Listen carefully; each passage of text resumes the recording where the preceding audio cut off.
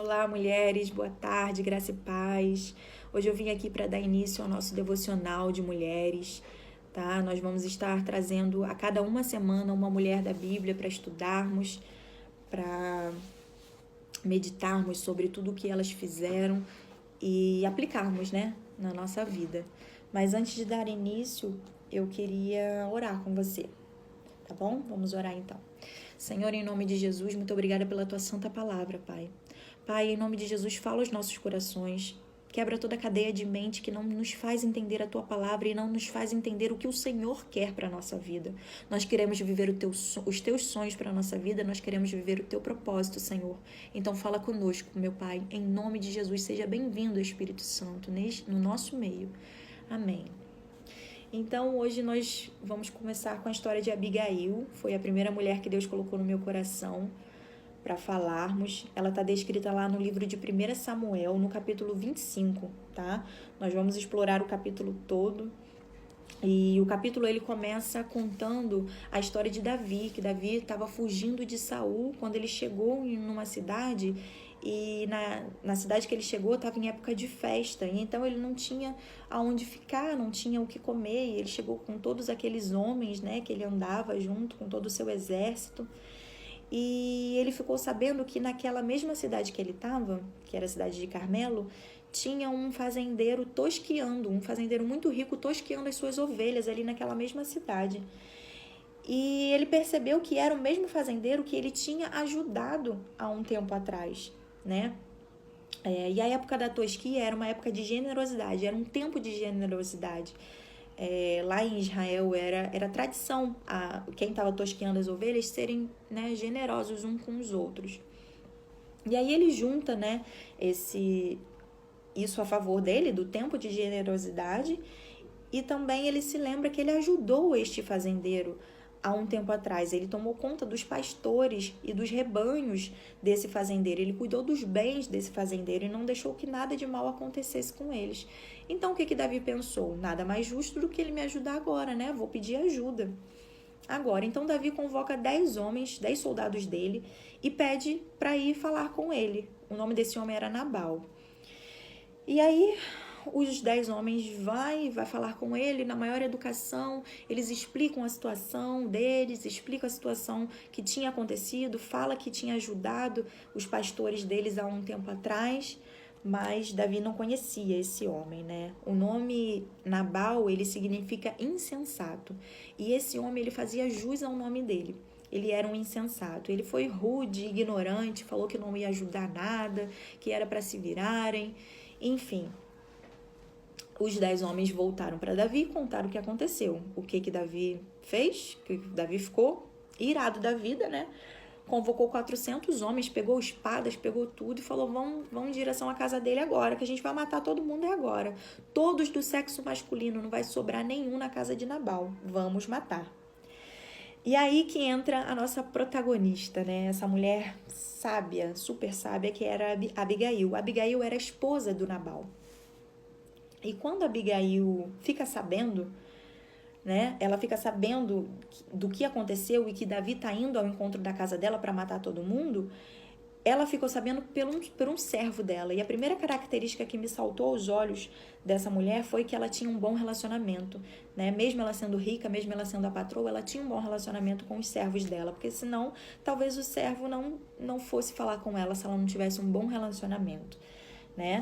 E aí esse servo vai e conta para ela e fala com ela, ó, considera o que você pode fazer, né, pra ver o que você pode fazer aí, porque ele tá vindo matar todo mundo. E aí no capítulo 17, outra característica que me salta aos olhos dessa mulher é que ela era conhecida por resolver problemas, né? Os servos dela conheciam ela por ser uma mulher de atitude, por resolver problemas, porque senão eles não iam perder tempo com ela, falando com ela, indo falar com ela, né, sobre isso. Então, lá no 18 fala, naquele mesmo momento que a Abigail ficou sabendo disso, ela pegou 200 pães, 2 odres de vinho, 5 ovelhas assadas, e pegou um monte de comida e colocou num jumento e foi ao encontro de Davi. Só que lá no 19, é uma coisa assim que me chamou mais atenção ainda, é que ela não falou nada com Nabal, não falou nada com o marido dela, ela simplesmente colocou as comidas no jumento e foi ao encontro de Davi, sabe? E ela me ensinou aqui nesse capítulo 19 o autocontrole, como essa mulher era controlada, né? Porque ela poderia muito bem ir lá e brigar com Nabal: olha o que você fez, agora nossa casa toda vai morrer por causa de você, né? E muitas das vezes a gente faz isso, né? Na hora da ira, na hora da raiva, a gente fala sem pensar e aí a gente acaba destruindo tudo, né? E ela não, ela teve o autocontrole. E o que me saltou muito aos olhos nesse capítulo 19 também foi que ela teve um domínio próprio. E nessa época de Abigail, o Espírito Santo ainda não habitava dentro das pessoas, né? O Espírito Santo foi habitar depois que Jesus foi glorificado. Então, ela teve esse autocontrole, esse domínio próprio, mesmo o Espírito Santo não habitando dentro dela. E olha como pra gente, pra nós mulheres de hoje, é mais fácil nós termos esse domínio próprio, porque nós temos o Espírito Santo morando dentro da gente. Olha que coisa linda, né? Então que aprendamos isso em nome de Jesus com Abigail, até autocontrole, até domínio próprio, que é um dos frutos do Espírito Santo, né? É o domínio próprio. E aí ela foi ao encontro de Davi, e quando ela chega, Davi estava vindo e ela indo, e quando ela chega e vê Davi, ela salta do jumentinho, né, que ela estava, e ela se prostra aos pés de Davi, e ela fala: Senhor, por favor, me ouve a tua serva. E aí a gente vê a humildade dela, né? Vale ressaltar que ela era uma mulher rica, cheia de posses. E ela foi humilde mesmo assim, ela se prostrou aos pés de Davi.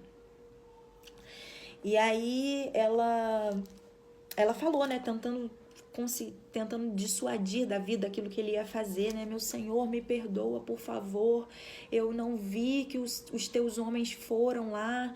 E aí, aqui, ó, no versículo 19... No final do versículo 19, diz assim, ó: entretanto, eu, tua serva, não vi os rapazes que o meu senhor enviou. Ela trouxe a culpa para si.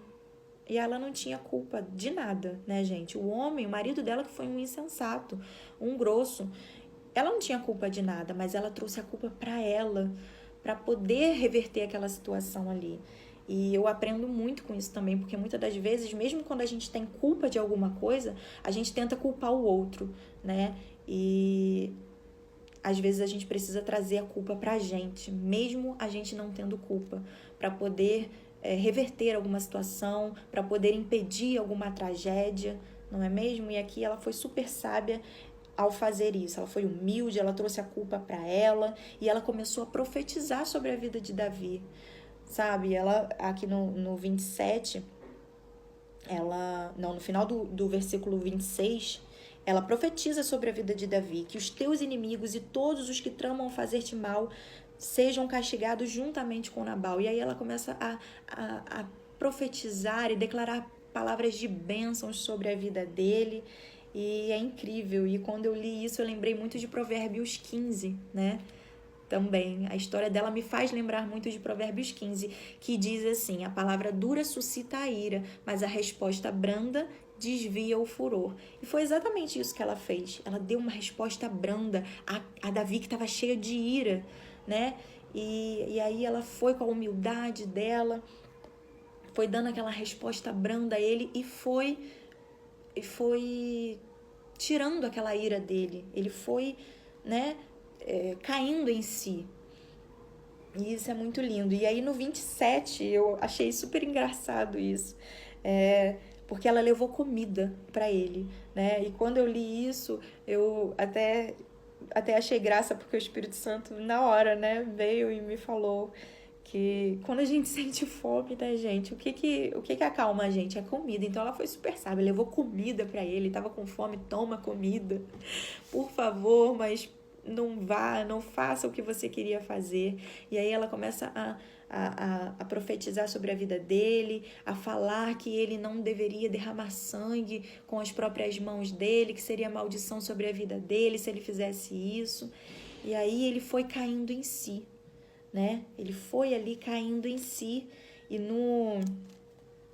E no 31, não, e no 32, ele já caiu em si, né? Que ele fala assim, ó, bendito seja Yahvé, Deus de Israel, que hoje te enviou ao meu encontro. Ou seja, ali ela já desviou o furor dele, né? E aí ele foi caindo em si e vendo que realmente foi Deus que enviou ela para poder impedir ele de derramar sangue, né? E aí ele fala, vai em paz, tá bom, não vou mais fazer nada não, vai em paz.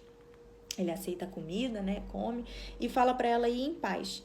E quando ela volta, gente, eu achei isso aí incrível. A parte mais incrível que eu achei foi no final do capítulo, no versículo 36, que diz que por esse motivo, até o romper do dia, nada ela pôde falar. Não, perdão. No versículo 36, quando diz assim, ó, quando Abigail retornou para Nabal, encontrou ele totalmente bêbado em uma festa de rei. E por esse motivo ela não pôde falar nada com ele. Olha o ápice do autocontrole dessa mulher, gente. Ela tinha ido lá, resolvido tudo, o que ele tinha feito. Ela foi lá com a maior coragem, com a maior humildade, foi lá, resolveu tudo. E quando ela volta e o homem tá bêbado, e ela não fala nada com ele, porque ela sabe que falar com bêbado, né, gente? Já tentou falar com bêbado? Não adianta, tem que esperar o outro dia. Não dá. Então aí eu vejo o poder, né, de falar na hora certa. Então ela esperou o outro dia. O ápice do domínio próprio dessa mulher é incrível, o autocontrole dela. Ela esperou o outro dia, então, quando ele estava são, né, sem bebida, ela falou. E quando ela falou, ele ficou com tanta ira que o coração dele parou, né, no peito dele. E aí Davi ficou sabendo, aí ele morreu, Nabal morreu. Davi ficou sabendo que ele havia morrido e glorificou o nome do Senhor, porque ele entregou Nabal nas mãos do Senhor, né, e não precisou sujar as mãos dele de sangue. E quando ele ouve isso, quando Davi ouve que ele tinha morrido, ele imediatamente manda os soldados dele lá mandar um recado para Abigail. Ele pede ela em casamento. Incrível, né? E ela, na hora, ela aceita. E aí ela casa com ele e no futuro ela foi rainha, né? Porque ele foi rei, né? E então, quantas coisas, né? A gente aprende com essa mulher de Deus. Então, que em nome de Jesus a gente venha meditar mais profundo nessa palavra, que o Espírito Santo venha falar ao nosso coração e que a gente venha aplicar todos esses ensinamentos que o Senhor nos ensina aqui através da vida dessa mulher, tá bom? Fica com Deus, até semana que vem com uma próxima mulher, tá bom? Beijo!